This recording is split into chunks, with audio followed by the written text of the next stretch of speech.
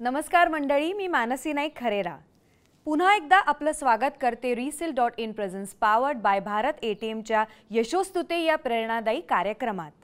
Doctor Babasaheb Ambedkar म्हणतात, गरीब कुटुंबात जन्म घेणं आपल्या हातात नसतं, पण परिस्थितीतून मार्ग काढणं मात्र आपल्याच हातात असतं। अत्यंत प्रतिकूल परिस्थितीतून मार्गक्रमण करत यश गाठणाऱ्या आपल्या आजच्या पाहुण्यांना आपण भेटूयात, ज्यांचं नाव आहे राकेश रमेश धोत्रे। नमस्कार राकेश जी। नमस्कार। तुमच्या बालपण आणि शिक्षणाबद्दल सांगा ना। बालपण तसं माझं पुण्यामध्येच गेलं पूर्ण। घरची परिस्थिती वाईट मी म्हणता नाही, चांगली म्हणता येणार नाही, पण माझे वडील रिक्षा चालवत होते आणि आई घरचीच कामं करत होती। अशा परिस्थितीमध्ये मला स्वतःला आपण सुद्धा या घराच्या कामांमध्ये आणि इतर याच्यामध्ये आपण हातभार लावावा अशी माझी मनापासून लहानपणापासून इच्छा होती। त्याप्रमाणे मी म्हणजे 10वीपर्यंत माझं शिक्षण माझ्या घरच्यांनी केलं, पण त्यानंतर मी अगदी दूध टाकणे, सकाळी लवकर उठून पेपर टाकणे, ही सगळी कामं मी केली। त्याच्यामध्ये कुठल्याही हे कामं करताना मला कधीच काही लाज वाटली नाही, कारण या सगळ्या विषयामध्ये मला घरच्यांना मदत करायची होती, ती मी करत गेलो। 10वीपर्यंत शिक्षण माझं पुण्यामध्ये झालं आणि त्याच्यानंतर मग ॲक्च्युअली 10वीमध्ये मी माझ्या शाळेमध्ये पहिला आलो। तुम्ही स्कूलमध्ये पहिले आलात? हो, माझ्या शाळेमध्ये मी पहिला आलो 10वीमध्ये आणि मग तिथे शिक्षण सगळं झालं आणि नंतर मग पुढे काय करायचं हा एक प्रश्न होता। आणि घरचे म्हणजे शिक्षण असं कोणाचं झालेलं नव्हतं, म्हणजे घरी पण सगळे असे जास्त शिकलेले कोणी नव्हतं। मग बाहेर बऱ्याच लोकांना जे ओळखीचे होते त्यांच्याकडे जाऊन चर्चा करून आम्ही विचारलं की आता मी कुठल्या क्षेत्रात गेलं पाहिजे। मग सगळ्यांना आमची परिस्थिती माहिती होती। मग प्रत्येकाने सजेशन दिलं की बाबा तू मेकॅनिकल इंजिनिअरिंग कर, म्हणजे इंजिनिअरिंगमध्ये जा असं सगळ्यांनी सांगितलं, कारण का तो लगेच नोकरी लागेल।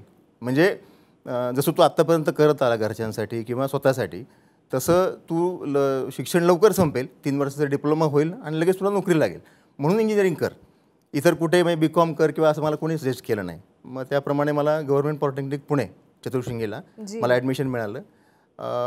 मला काहीतरी 88% मिळालं होते 10thमध्ये। एक 2%नी मला मेकॅनिकल इंजिनिअरिंगला ॲडमिशन नाही मिळालं।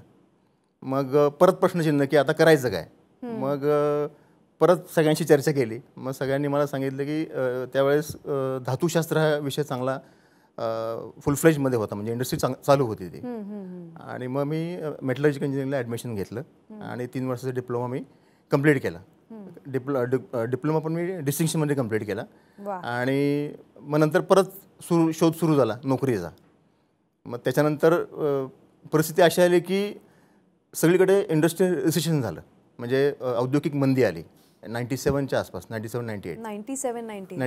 मी 94ला पास आउट झालो, 3 इयर्सचा डिप्लोमा। 97-98ला परत सगळं रिसेशन आलं, म्हणजे परत परिस्थिती थोडं आपण म्हणतो ना की नाजूक झाली की आता काय करायचं। आता मंदी आल्यामुळं नोकरीचा परत प्रश्न आला। मग 1 वर्ष मी परत सर्च केलं।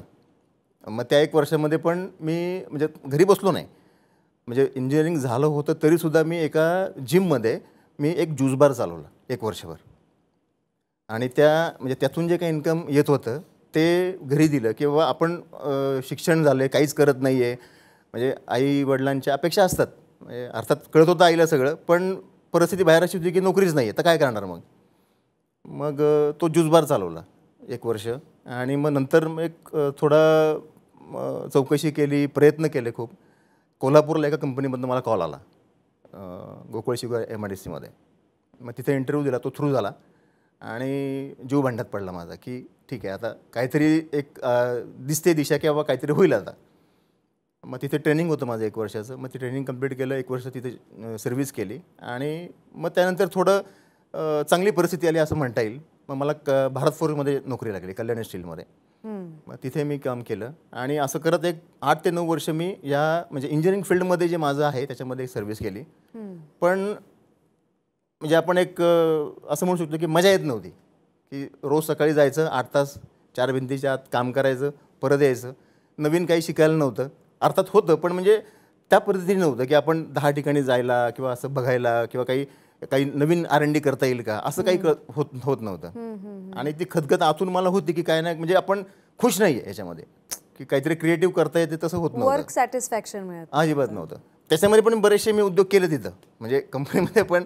म्हणजे अर्थात सिनियर्सला विचारून की समजा आता एखादी गोष्ट आहे, रिप्लेसमेंट करायची एखाद्या मशीनची, तर त्याला टोटल तुमचा किती वेळ लागतो, समजा 2 तास लागतात, तर मग आपण ते 2 तास वाचवू शकतो का, असं मी डोकं चालवत होतो तिथे पण. किंवा त्याच्यामधनं मग प्रोडक्शन वाढेल असं काय करता येईल का, अशा बऱ्याचशा गोष्टी केल्या तिथे पण. पण ते तरी पण ते सक्सेस म्हणजे मला आतून वाटत होतं की नाही कुठंतरी आपण कमी आहे अजून. आणि मग त्याच्यानंतर काय झालं, 2006 मध्ये मी 2005 पर्यंत हे सगळं म्हणजे हा माझा जॉब चालू होता. 2006 मध्ये माझं ॲक्च्युली लाईफ थोडं टर्न झालं आणि म्हणजे आपण त्याला कलाटणी म्हणू शकतो आयुष्याला. माझ्या आयुष्यामध्ये 2 लोकं आली ज्यांना मी माझे गुरु मानतो आज पण. एक मिस्टर किशोर सावंत, जे दुर्दैवाने आता 2018 मध्ये एक्सपायर झाले, माझे सर होते ते. आणि अशोक मस्कर, ते आत्ता आहेत. अशा 2 माणसांनी म्हणजे माझ्या आयुष्यामध्ये त्यांनी ॲक्च्युली कलाटणी दिली या सगळ्या माझ्या विषयाला. कलाटणी अशा अर्थाने की माझं फील्ड चेंज झालं. म्हणजे मी त्यांच्या कॉन्टॅक्टमध्ये आलो किंवा त्यांना जेव्हा भेटलो, ते विषय दोघंही ॲक्च्युली पर्यावरण तज्ज्ञ होते. म्हणजे एक मस्कर सर तर आहेत आता, किशोर सावंत पण पर्यावरण तज्ज्ञ होते. मग त्यांनी मला बरोबर घेतलं. क्लिअर त्यांनी मला विचारलं की तुझं आता फील्ड इंजिनिअरिंग आहे बाबा, पण जर का तुला आमच्या क्षेत्रात काम करायचं असेल तू येशील का, तू काम करशील का. म्हणले तू एक थोडे दिवस आमच्याबरोबर काम कर, तुला असं वाटलं की बाबा नाही तुझं मन लागत तर नको करू. मग मी सुरुवात केली काम करायला. आणि माझं नशीब चांगलं म्हणा की मला 2006 मध्येच काम आलं, ते पुणे शहराचा पर्यावरण अहवाल बनवायचं, पुणे शहराचा. बरं. हां. आणि मग ते काम म्हणजे इतकं चॅलेंजिंग होतं. आणि त्यांनी काय केलं, माझी परीक्षा घेतली ॲक्च्युली दोन्ही माझ्या सरांनी. त्यांनी मला पूर्ण फ्रीडम दिलं. म्हणले तुला कोणीही बॉस नाही आहे, तू तुझं काम तुझ्या मनाने करायचं, काय करायचं आम्ही तुला सांगणार आणि तुला 3 महिन्याचा आम्ही वेळ देतो. म्हणजे पुणे शहरामध्ये त्यावेळेस 14 क्षेत्रीय कार्यालय होती. त्या 14 क्षेत्रीय कार्यालयामध्ये पुणे शहराचा म्हणजे पाणी, सिवेज, त्याच्यानंतर सॉलिड वेस्ट म्हणजे कचरा, ह्या सगळ्याची इन्फॉर्मेशन, म्हणजे शहरामध्ये किती कचरा प्रोड्यूस होतो ते डोर टू डोर जाऊन, म्हणजे त्यांच्या क्षेत्रीय कार्यालयामध्ये जाऊन ते सगळं कलेक्शन तू आम्हाला 3 महिन्यामध्ये करून दे. बापरे. असं त्यांनी मला काम दिलं. मग ते मी काम माझ्या पद्धतीने अर्थात मार्गी लावलं. आणि मग मला कळलं की हा विषय खूपच मोठा आहे. म्हणजे जे मला ॲक्च्युली अपेक्षित होतं, जे मला करायचं होतं ते मी इथं करू शकतो, असं माझ्या लक्षात आलं. आणि त्याच वेळेस 2006 मध्येच पर्यावरणाचा जो कायदा आहे आपल्या भारत देशामध्ये, तो कायदा एक नवीन नोटिफिकेशन आलं होतं, ज्याला आपण EI नोटिफिकेशन म्हणतो. ते पर्यावरण कायदा हा भारत देशामध्ये लागू झाला. आणि मग त्या अनुषंगाने आपण एखादी इंडस्ट्री किंवा एखादा कन्स्ट्रक्शन प्रोजेक्ट, जेव्हा एखादं नवीन डेव्हलपमेंट होत असेल शहरामध्ये, त्यावेळेस नियमावली काय असेल, कोणत्या नियमांचं पालन केलं पाहिजे, कोणकोणत्या NOCs घेतल्या पाहिजे, हे सगळं नियमावली फायनल झाली, म्हणजे फिक्स झाली. आणि मग त्या अनुषंगाने माझं काम सुरू झालं. आणि म्हणजे त्या पुण्याचा तर मी पर्यावरण अहवाल केला. त्याच्यानंतर ठाणे, मुंबई, नांदेड आणि पिंपरी चिंचवड अशा महानगरपालिकांचे मी पर्यावरण अहवाल केले.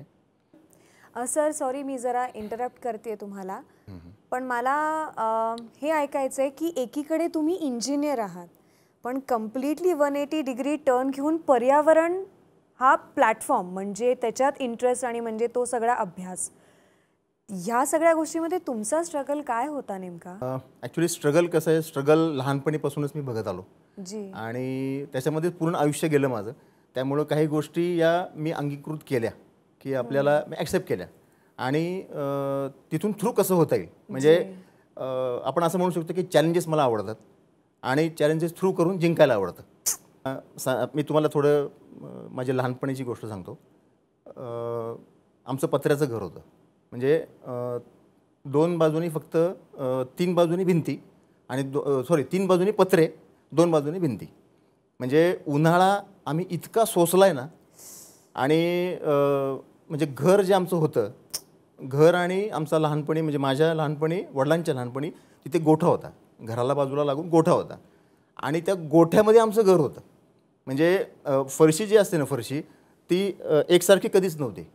म्हणजे आपण मार्बल टाईल जे म्हणतो ना, ते आम्ही जवळजवळ वयाची 10 ते 15 वर्ष कधीच नाही बघितलं, कारण तो गोठाच होता आणि त्या गोठ्यामध्ये आमचं घर होतं. त्यामुळं असं गादीवर झोपायची सवयच नाही आहे. जे त्रास जेव्हा होईल हे होईल तेव्हा आम्ही ते झोप लागायची आम्हाला, अशी परिस्थिती होती. त्याच माध्यमातून पुढे गेलो. कॉलेजला जेव्हा मी ॲडमिशन घेतलं तेव्हा तर अक्षरशः माझ्या आईने काही गोष्टी घरातल्या म्हणजे देऊन टाकल्या, पण ज्याला भंगार म्हणतो ते भंगार दिलं. आणि त्यातून जे पैसे आले त्यातून मला 3 ड्रेस घेतले तिने. 3 ड्रेस माझ्या आईने स्वतः जाऊन मला घेतले आणि 2 शूजचे जोड. असं मी 3 वर्ष वापरलं. म्हणजे डिप्लोमाला माझ्याकडे तेवढे 3च ड्रेस होते, तेच मी आलटून पालटून घालत होतो. आणि एक सायकल घेतली होती, ती पण अशी सेकंड हँड मिळते, ती सायकल घेऊन दिली आणि याच्यावर तू आपला जात जा. म्हणजे नळ स्टॉप ते गणेशखिंड म्हणजे चतुर्शिंगीचं मंदिर, तिथे आमचं कॉलेज होतं. रोज मी तिकडे जायचो. एक छोटा इन्सिडेंट सांगतो. एकदा येताना माझ्या टायरमधली हवा गेली, म्हणजे पंक्चरच झाला. आणि मी साधारण सकाळी 10ला जायचो आणि एक 5-5:30ला कॉलेज सुटले की तासाभरात पोचायचो परत, म्हणजे 6-6:30पर्यंत घरी यायचो. कॉलेजमधनं निघालो आणि एक काही अंतरावरच टायर पंक्चर झाला. आता त्यावेळेस मला वाटतं काहीतरी 1-1.5 रुपये असेल पंक्चर, पैसे नव्हते.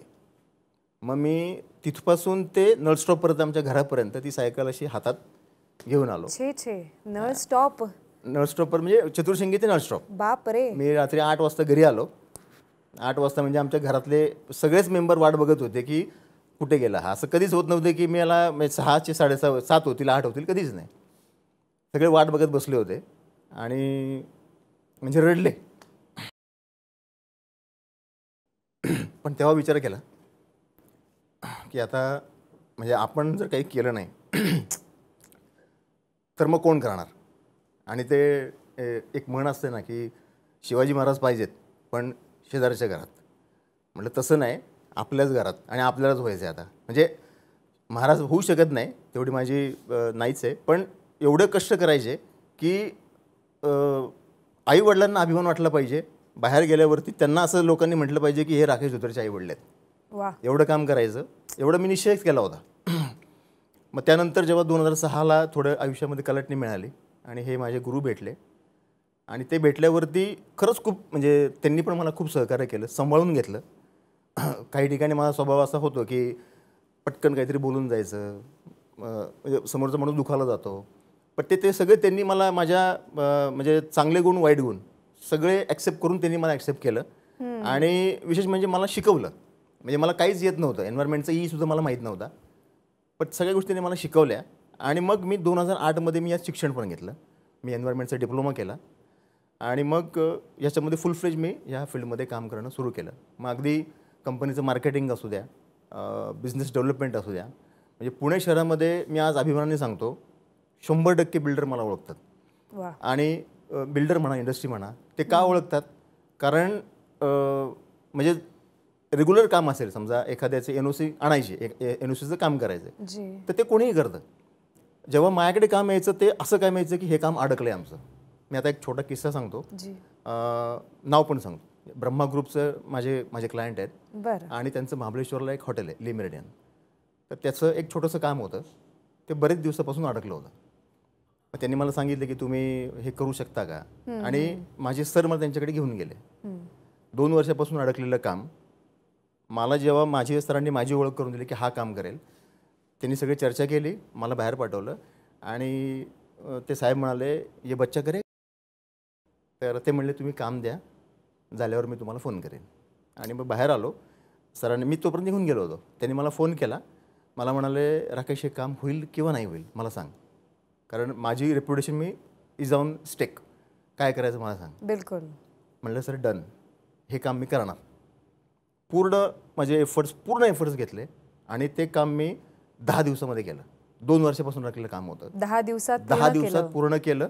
त्यांचं काम झाल्यावर त्यांनी मला स्पेशली बोलवलं आणि म्हणजे मिठीच मारली मला की बेस्ट, म्हणजे हेच अपेक्षित होतं तुझ्याकडनं. आणि ज्यांचं काम केलं त्यांनीसुद्धा मला बोलवलं. मला ते माझे सर त्यांच्याकडे घेऊन गेले आणि मग त्यानंतर आजपर्यंत त्यांची सगळी कामं मी करतोय. So no looking back. I am absolutely sorry sir, मी खूप बेसिक प्रश्न तुम्हाला विचारणार आहे. पर्यावरण अहवाल म्हणजे नेमकं काय असतं? आणि म्हणजे तुम्ही इतक्या मोठमोठ्या शहरांची नावं घेतली, पुणे, मुंबई, तर तिकडे हे समीकरण काय असतं? पर्यावरण अहवाल म्हणजे कुठल्याही शहराचा आरसा असं आपण म्हणू शकतो एका वाक्यात.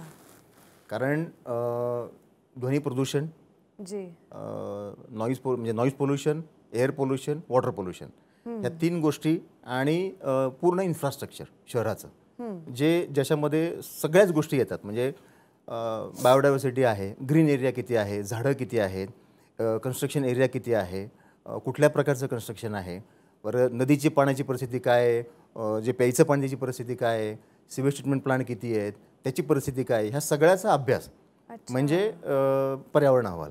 आपण आता जर थोडं आपण खोलात जायचं म्हटलं तर पुणे शहराचं उदाहरण घेऊ. जी पुणे शहरामध्ये तुम्हाला माहिती आहेच नदी प्रदूषण आणि घनकचरा हे 2 अगदी गंभीर विषय आपण म्हणू शकतो. खूप गंभीर. आणि त्याच्यामध्ये झालंय काय की ज्याला आपण म्हणतो की अवेअरनेस तर आलाय, पण द इन्व्हॉल्वमेंट ऑफ पीपल हे कमी आहे. अवेअरनेस आलाय, मला माहिती आहे काय करायचं आहे ते, पण जोपर्यंत मी स्वतःच्या घरापासून किंवा स्वतःपासून सुरुवात नाही करत तोपर्यंत या सगळ्या गोष्टींमध्ये तुम्हाला रिझल्ट मिळणार नाही, कुठेच नाही मिळणार. म्हणजे आपण जसं पुण्याचं आता म्हणतोय तसं इतर शहरांचा हाच प्रॉब्लेम आहे. पुण्याचा आहे, मुंबईचा आहे, नाशिकचा आहे, या सगळ्यांचा ना कचरा आणि नदी प्रदूषण हे बेसिक प्रॉब्लेम आहेत. याच्यामध्ये 2 गोष्टी आहेत. आता नदी प्रदूषणाच्या बाबतीत आपण जर खोलात गेलो तर शासकीय यंत्रणा काय करते, किती % ट्रीटमेंट होतं, किती % बायपास केलं जातं, सोडलं जातं, हा एक संशोधनाचा विषय आहे. दुसरं महत्त्वाचं असं की ज्या फिगर्स असतात, म्हणजे आपण जे आकडेवारी त्या अहवालामध्ये मेन्शन करतो, म्हणजे माझं वैयक्तिक हे मत आहे, ती वस्तुस्थिती नसते ॲक्च्युली. जेव्हा तुम्ही फील्डवरती जाता किंवा ग्राउंड लेवलला काम करता तेव्हा तुम्हाला असं लक्षात येतं की जागेवरती काहीतरी वेगळंच आहे आणि त्या अहवालामध्ये वेगळं आहे. म्हणजे म्हणून म्हटलं की जेव्हा पण आपण सुरुवात स्वतःपासून करत नाही ना तोपर्यंत तुम्हाला याचं महत्त्व कळणार नाही. म्हणजे हे प्रत्येक नागरिकाचं काम आहे ॲक्च्युली. म्हणजे आता समजा कचऱ्याचं आपण उदाहरण घेतलं तर कचरा वेट आणि ड्राय असा विलगीकरण करून आम्हाला द्या. मी तेच विचारणार होते की मध्यंतरी एक उपक्रम ओला कचरा वेगळा करा, मग तो सुखा कचरा वेगळा करा, ते केलं लोकांनी आणि मग ते फेड आउट झालं. येस. सो ह्याच्या मागचं काय कारण? याच्या मागे कारण असं आहे मॅडम, समजा एखादी सोसायटी आहे तर म्हणजे हे पण माझंच मत आहे. आता हे फक्त महानगरपालिका लेव्हलला जर इम्प्लिमेंट झालं तर हा प्रश्न सुटू शकतो असं मला वाटतं. सोसायटी आहे, सोसायटीमध्ये समजा 100 फ्लॅट्स आहेत, तर 100 फ्लॅटमध्ये एक्स अमाऊंट कचरा काहीतरी निर्माण होत असेल तर जो ड्राय आहे तो बाहेर जाऊ द्या, तो जो वेट आहे तो त्यांच्या प्रिमायसेसमध्येच प्रोसेस व्हावा. जर तो झाला आपण ज्याला कुंडीमध्ये खत बनवा वगैरे, ओके ओके, ते तुम्ही जे ज्याला आपण स्लज म्हणतो किंवा खत म्हणतो ते आपण तुम्ही गार्डनिंगला इतर ठिकाणी वापरू शकता. आणि जो ड्राय तुमचं वेस्ट आहे ते तुम्ही जर महानगरपालिकेला हँडओव्हर केलं तर जी शासकीय यंत्रणा त्याच्यावरती जास्त लोड येत नाही. आता होतं काय, तुम्ही विलगीकरण करता पण ते देताना ते सेपरेट दिलं जात नाही किंवा दिल्यावरती ते एकत्र होतं आणि फायनली काय होतं की म्हणजे सोसायटीमध्ये तुमच्या प्रिमायसेसमध्ये काहीच ट्रीटमेंट होत नाही. ते सगळं जे जातं ते परत महानगरपालिकेच्या डम्पिंग साईटवरती जातं, ज्याच्यामुळं काय होतं की त्या साईटवरती खूप लोड येतो आणि तिथं प्रोसेस होत नाही. म्हणजे तिथं योग्य ज्याला आपण सायंटिफिक ट्रीटमेंट म्हणतो ती होत नाही. ही वस्तुस्थिती आहे. त्यामुळं आपण स्वतः सुधारलं पाहिजे. आपण आपल्या एंडलाच जर याच्यावरती काही उपाय शोधला अर्थात सायंटिफिक, तर ते हा पुढे प्रश्न आवासून बाहेर येणार नाही किंवा त्रास होणार नाही भविष्यामध्ये आपल्याला. पण तुम्ही सजेस्ट कराल जागोजागी रिसायकल बिन्स जे असतात ते आपल्याला फक्त कचरा पेटी दिसते आणि तो एक ठराविक जागोजागी कचऱ्याचा एक डेपो दिसतो, तोही ओव्हरफ्लो झालेला असतो. बरोबर. मग तिकडे जनावर असतात, मग माशा, डास, हे सगळे बाकीचे ॲड ऑन्स आहेत. बरोबर. पण रिसायकल बिन ही आजपर्यंत कुठेच दिसली नाहीये. आणि काय कारण आहे ह्याचं? याच्यामध्ये म्हणजे आजपर्यंत पुण्यातलं असं आपण म्हणू शकतो की पुण्याचा जो मी अभ्यास केला की याच्यात कॉन्क्रीट ट्रीटमेंट मिळालीच नाही की ही ट्रीटमेंट करा. म्हणजे ज्याला आपण सायंटिफिक ट्रीटमेंट जेव्हा बायो मायनिंग म्हणतो किंवा सायंटिफिक ट्रीटमेंट म्हणतो ती सक्सेसफुल कधीच झाली नाही पुण्यामध्ये. म्हणजे ट्रीटमेंट बऱ्याच झाल्या, प्रोसेस बऱ्याच लोकांनी सजेस्ट केल्या, पण त्या इम्प्लिमेंट नाही झाल्या आणि त्याच्यामुळं काय होतं की फक्त डम्पिंग होतं. म्हणजे एखाद्या साईटवरती जेव्हा डम्पिंग होतं फक्त तर ते वाढतच जाणार आहे. मग त्या कचऱ्याचे ढीग होतात, मग ते ढीग झाल्यावरती समजा पाऊस पडला तर मग जे भूजल आहे ते प्रदूषित होतं आणि मग ते परत प्यायचं पाणी, विहिरेचं पाणी प्रदूषित होतं, आपल्या फायनली काय आपल्या आरोग्यावरती सगळं ते येतं. लिंक आहे ते सगळे लिंक आहे. मग हे जर का तुम्ही तुमच्या जर सोसायटी एंडला किंवा त्या घराच्या एंडला जर हा विषय संपवला तर तो महानगरपालिकेवरती पण लोड येणार नाही आणि सक्सेसफुल ट्रीटमेंट होईल. हे भविष्यामध्ये आपण सगळ्यांनी करणं खूप गरजेचं आहे. सर, या अहवालांचा महानगरपालिकांना कसा काय उपयोग होतो? प्रत्येक महानगरपालिकेला 31 जुलैच्या अगोदर हा अहवाल महानगरपालिकेच्या मुख्य सभेसमोर ठेवणं कायद्याने बंधनकारक आहे. दरवर्षी हा अहवाल करावा लागतो. आता याच्यामध्ये म्हणजे असं येईल की मागच्या वर्षी समजा अहवाल केला महानगरपालिकेने, प्रकाशित केला, मुख्य सभेने मान्य केला, तर त्याच्यामध्ये काही फिगर्स आलेले असतात. जेव्हा आपण पुढच्या वर्षाचा अहवाल करतो तर त्याच्यामध्ये समजा एखादा विषय असेल की ज्याच्यात काही गोष्टींचं काही मशिनरी ॲड झाल्या, काही ट्रीटमेंट ॲड झाली आणि समजा जे आपल्याला गव्हर्नमेंटने नियम दिलेले आहेत, म्हणजे केंद्र शासनाचे काही नियम असतात, काही राज्य शासनाचे असतात, की बाबा इथं पोल्युशन एवढं एवढं वाढतं आहे. मग समजा ते वाढलेलं आपल्या निदर्शनास आलं, म्हणजे ते रेड लाईनमध्ये गेलं समजा, तर नेक्स्ट इयरमध्ये आपण ते कसं कमी केलं आहे हा जर ग्राफ असेल, म्हणजे ते समजा 100 असेल आणि आपण ते समजा 90 केलं, तर आपण ते 10ने कमी केलं या पूर्ण वर्षभरामध्ये, हा त्यातनं हे महानगरपालिकेला कळतं आणि पर्यायाने सर्व लोकांना कळतं, नागरिकांना कळतं. म्हणजे ज्या ठिकाणी काही गोष्टी करायची आवश्यकता आहे, म्हणजे उदाहरणार्थ आपण समजा कचऱ्याचंच घेऊ किंवा नदी प्रदूषणाचं घेऊ. आता पुण्यातली नदी प्रदूषण काय होते, मुळामोठा नदी आहे का काय हे तुम्हाला माहिती आहे. आता त्याला गटारच म्हणतात. का म्हणतात? कारण 90% सिवेज ट्रीटमेंट प्लांट हे नॉन वर्किंग आहेत, म्हणजे फुल फ्लेज कॅपॅसिटीने चालवले जात नाहीत. आणि काय होतं, जनरेशन तुमचं समजा 700 MLD आहे आणि ट्रीटमेंट तुम्ही 500च करताय, 200 जे आहे ते तसंच सोडलं जातं नदीमध्ये, त्यामुळे ते नदी प्रदूषित होते. आता याच्यावरती उपाय काय? तर समजा आता जायका नावाचा एक प्रकल्प येऊ घातला आहे पुणे शहरामध्ये. त्याच्यामध्ये साधारण 1000 कोटीचं फंडिंग आहे, जे महानगरपालिकेला जर्मनीमधनं येणार आहे. त्या बँका आपल्याला फंडिंग देणार साइन नाही झाले, ते प्रोसेस चालू आहे शासनाची, केंद्र शासनाच्या अंडर ते प्रोजेक्ट आहे पुण्यामध्ये जायका. ओके. तर त्याच्या अंतर्गत एक 11 सिवेज ट्रीटमेंट प्लांट प्रपोज आहेत पुणे शहरामध्ये. 11 म्हणजे काय होतं, आता जे काय जो बॅकलॉग आहे मधला, की एक 200चं ट्रीटमेंट होत नाही समजा, तर ती होण्यासाठी हे जर का 11 प्रकल्प आले तर ते 100% ट्रीटमेंट होणार, म्हणजे मग नदी प्रदूषित होणार नाही. तर समजा आता 11 तर लगेच पुढच्या वर्षी येणार नाही, पण समजा त्यातले 2 आले समजा, तर काही प्रमाणात ट्रीटमेंट आपण करू शकतो. हे आपण नेक्स्ट अहवालामध्ये आपण देऊ शकतो. म्हणून तो दरवर्षी प्रदूषित महानगरपालिकेला करावा लागतो. पण आपण बघतो की आता पावसाळा आला की एकदम सगळ्यांचे डोळे उघडतात, कारण पाणी साठतं. राईट. आणि हा कॉमन अगदी सगळ्या शहरांमध्ये आजकाल बघायला मिळतो की मुंबईत तर प्रचंड आहे. आणि डम्प होल्स आयदर उघडले जातात, मग त्याच्यामध्ये कधी कधी लोकही वाहून गेलेली आहेत आणि मग ती कुठेतरी जाऊन पाण्यातून बाहेर वगैरे तसं. तर ह्याबद्दल तुम्हाला काय बोलायचं आहे? कारण पावसाळ्यात खूप प्रॉब्लेम आहे हा लोकांना, जेन्युइनिटी. आता याच्यात 2 गोष्टी आहेत मॅडम. सिवेज ट्रीटमेंट, सिव्हर लाईन जे असतात ते पण महानगरपालिकेच्या अखत्यारीत विषय आहे. करेक्ट. आता नुकतंच आपल्या पुणे शहरामध्ये 23 गावं ॲड झाली. माझा असा प्रश्न आहे, घ्यायची घाई केली, पण त्या लोकांना ज्या मूलभूत सुविधा द्यायच्या 23 गावांना, त्या आत्ता महानगरपालिकेकडे अवेलेबल आहेत का?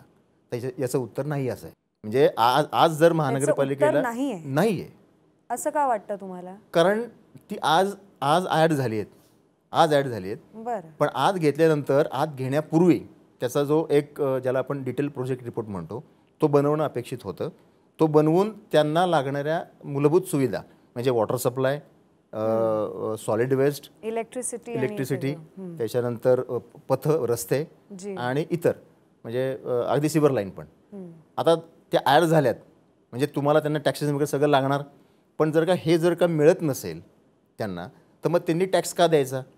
मग हे सगळं पहिली यंत्रणा करून नंतर त्यांना ॲड करणं अपेक्षित होतं.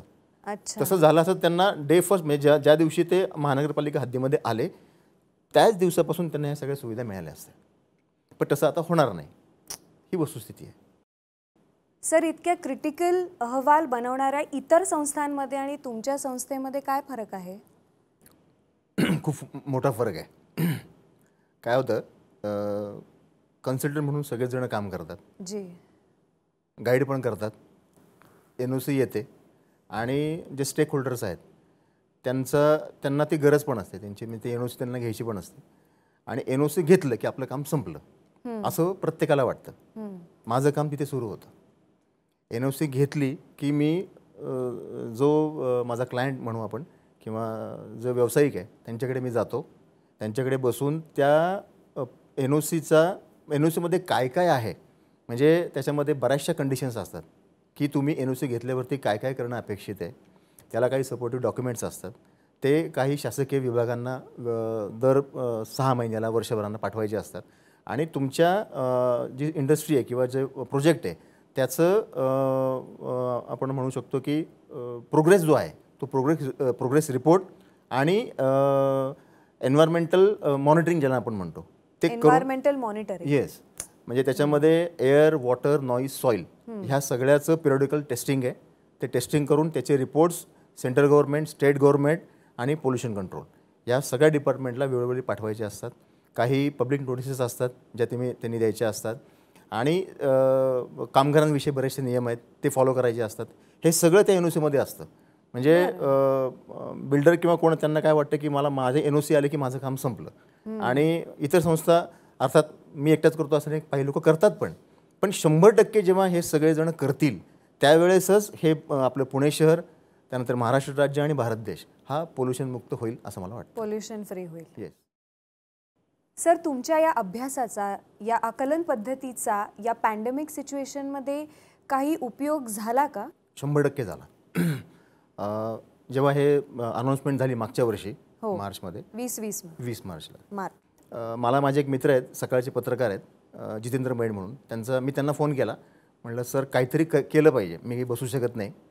मग आम्ही कोथरूडमधल्या काही ज्याला आपण स्लम एरिया म्हणतो ते आम्ही आयडेंटिफाय केल्या आणि कारण सगळं बंद असल्यामुळे लोकांचं पहिलं खायला काय, म्हणजे ज्यांचं हातावरती पोट आहे तर त्यांना म्हणजे त्यांचं खाण्यापासूनचा विषय सुरू होता. मग मी माझ्या घरामध्ये एक 10 किलोची खिचडी बनवली. त्यांना म्हटलं की मी ते घेऊन येतो, आपण त्या झोपडपट्टीमध्ये जाऊ आणि जी लोक अशी आहेत त्यांना आपण ते देऊ. मग आम्ही जेव्हा घेऊन गेलो ती 5 मिनिटामध्ये ती खिचडी संपली, एवढी लोक आली आणि ते बघून तर अक्षरशः माझ्या अंगावर काटा आला. आणि मग माझ्या लक्षात आलं की हे आपल्या हा आवाक्यातला विषय नाही, हा खूप मोठा विषय आहे, मग काहीतरी केलं पाहिजे. मग आम्ही ह्या सगळ्याचे व्हिडिओज बनवले, म्हणजे मी बनवले ते आणि सगळे फेसबुकला टाकले, सोशल मीडियावरती अपलोड केले. ते का केले, म्हणजे मी काय करतो हे मला कोणाला दाखवायचं नव्हतं, पण मला माहिती होतं की मी कुठंतरी याच्यात कमी पडणार आहे, मला लोकांची मदत लागणार आहे. आणि हे जोपर्यंत मी सोशल मीडिया किंवा मीडियाच्या माध्यमातून समोर सांगत नाही तोपर्यंत माझ्या मदतीला कोण येणार नाही.